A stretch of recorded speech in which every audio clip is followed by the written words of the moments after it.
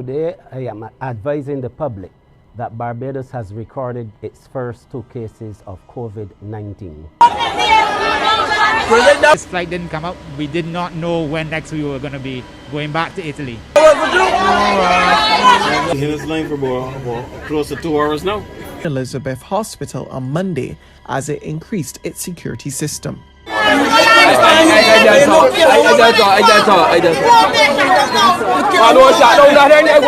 Bills at the water disconnect because of COVID to turn the water back on.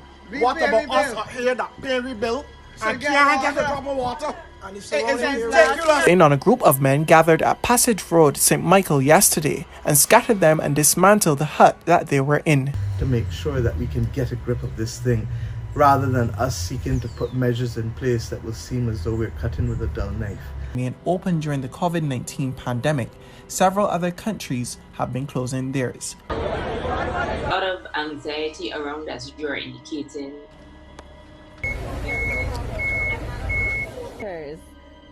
Sweet.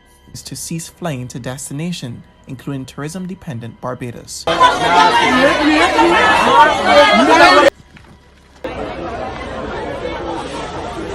chartered flight came to their rescue.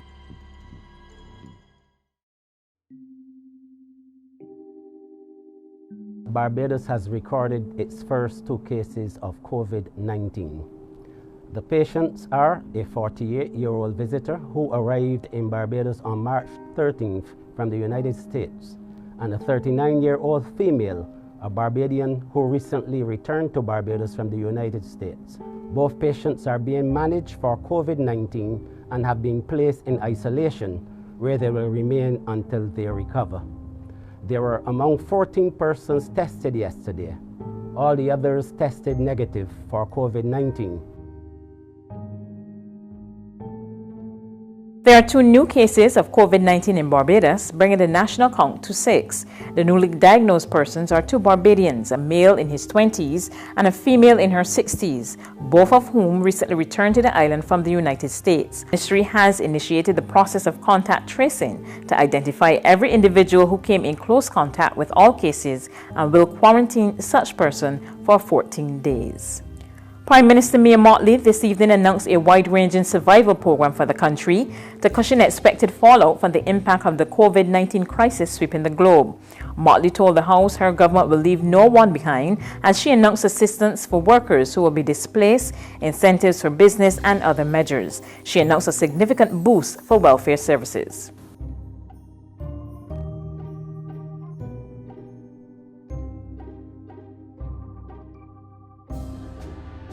More than 100 people from Sherborne and Wilson Hill in St. John have signed a petition to the General Manager of the Barbados Water Authority, Keith Roy Halliday, demanding a meeting to deal with prolonged water outages in their districts. The residents are especially concerned about the lack of water, as government has been drilling the message about washing hands as a means of fighting the COVID-19 coronavirus.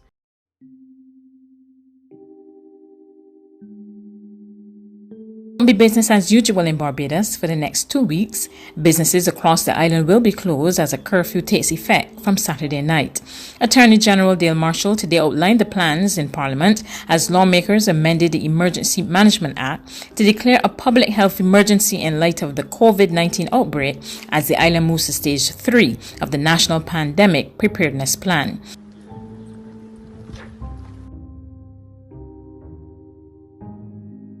Barbadians at home and abroad, residents of Barbados. In my capacity as Governor General, I have signed into law the amendment to the Emergency COVID-19 Curfew Directive to encompass matters of public health.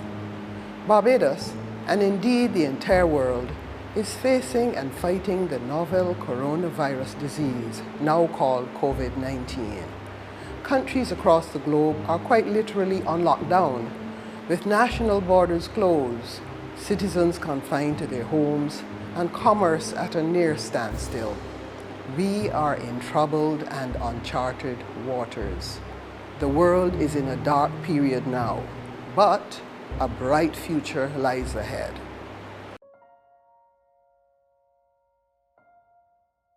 First, let me take this opportunity to share with you the good news that Prime Minister, the Honourable Mia Amor-Motley, is on the road to recovery and sends her warmest regards and very best wishes to all Barbadians at home and abroad. Prime Minister Motley actually participated in a combined virtual meeting of the COVID-19 Cabinet Subcommittee and the Health Emergency Operations Committee earlier today, and stands fully behind and in support of the measures I am about to outline in furtherance of our determination to fight and contain the spread of the novel coronavirus in Barbados. We should be in a better position to gauge and to know the extent of the spread of the disease so that we can put the appropriate measures in place to have it managed and contained.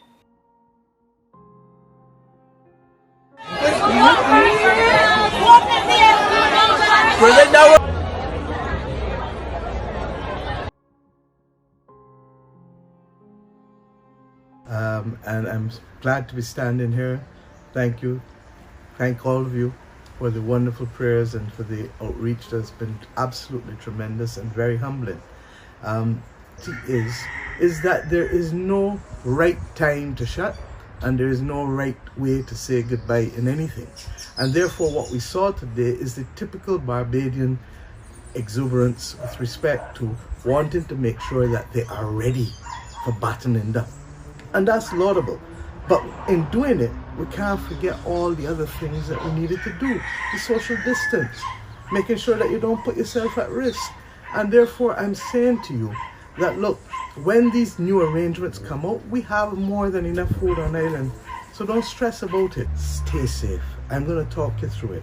I hope over the course of the next few days, God willing, and once I'm feeling strong enough to keep talking to you through this, because I know that all of us are in this together.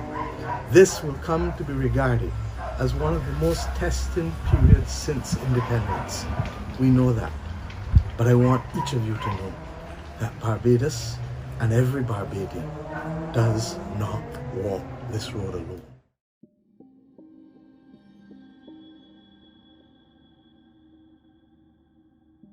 An 81-year-old man is the first person to die from COVID-19 in Barbados. Now, this from Health Minister Lieutenant Colonel Jeffrey Bostic during a press conference earlier today.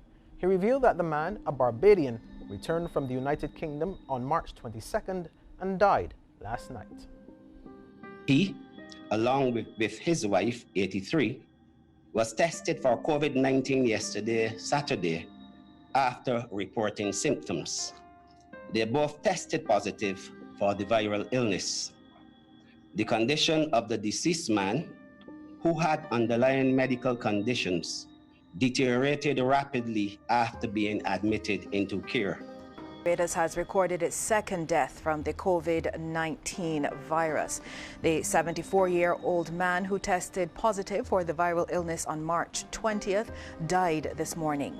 His death comes one day after Minister of Health and Wellness Lieutenant Colonel Jeffrey Bostic announced the death of the first victim, an 81-year-old man. To Barbados as it continues to battle against COVID-19. It comes in the form of 100 Cuban nurses who arrived here last night. We hear more in this report. The team, which arrived at the Grantley Adams International Airport, is made up of intensive care specialists. They will be providing respite care and support to local medical teams on the front line of treating COVID-19 positive patients for their invaluable service on behalf of the people and government of Barbados. COVID-19 has claimed the life of another elderly Barbadian man. Isolation Facilities Manager Corey Ford made the announcement during a press conference from Illawarra Court earlier today. He says the 95-year-old male contracted the disease from his daughter, who recently returned from the U.S. She was admitted to an isolation facility yesterday.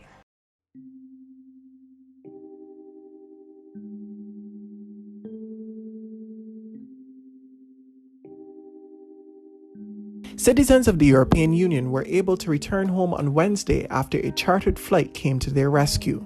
I was in a sailing boat Then I contact my consulate to what they can do in this situation, and they told me you have a flight back, but I don't want to go back. The Grantley Adams International Airport was a hive of activity on Tuesday as several non-nationals caught the last plane to their home destination. A member from the MS Freedom of the Seas, part of the Royal Caribbean Fleet, said they had been moored in Barbados' waters and were heading to Indonesia.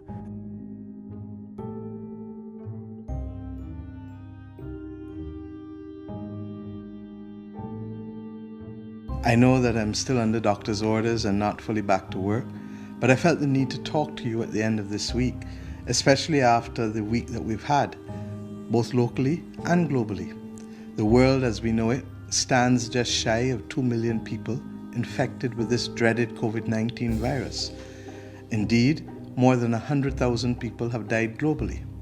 In our own country, the numbers that have been given to me show that 68 persons have been infected in Barbados with the virus, and regrettably, 4 persons are no longer with us.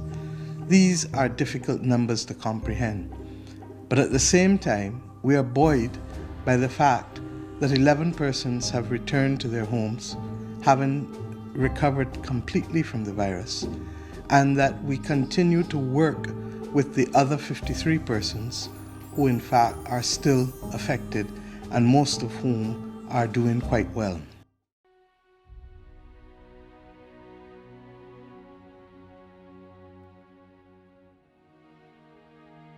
Straight day, most supermarkets and retail centres were free of the hustle and bustle. Others were following the direction of Acting Prime Minister Santia Bradshaw, who on Tuesday announced these new measures as another way to encourage social distancing, which can help prevent further spread of the coronavirus.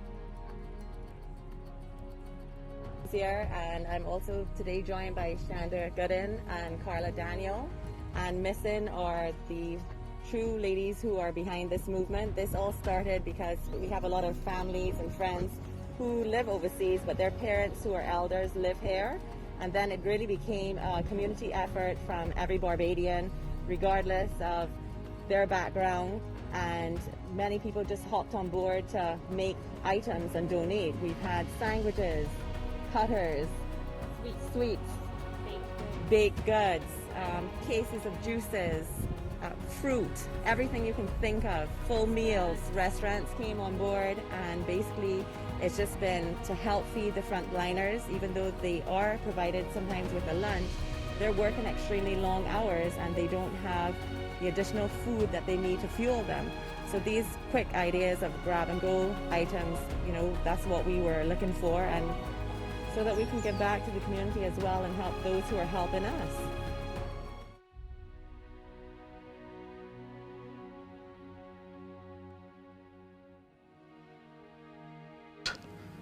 It stopped. And by stopping, those who are itinerant vendors, those who are daily or weekly wage earners, are the ones that we have now. I'm begging Barbadians to reach out and protect. I want to thank the many donors who have come forward to help us both with the medical equipment. We truly are blessed people.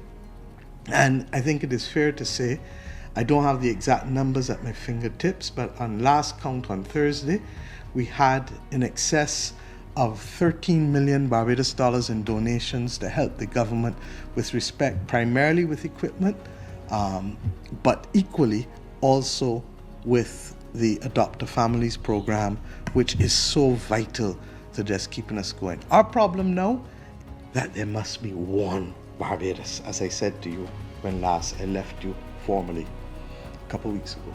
One Barbados and one focus that we must remain completely attentive to. Stay focused. Stay focused. This virus will not get the better of us. And as I said, there'll be no surrender and there will be no retreat in this all together. Every day ain't gonna be easy. Some days you're gonna feel like pulling out your hair. But the one thing I know is that if we reach out to each other and we hold each other up, we will get through this. And I suspect 2 years from now, 3 years from now, we will be surprised at how well we have done, because we have used this as a moment of retooling, retraining, repurposing, refurbishing, renewal. Good night. Happy Easter.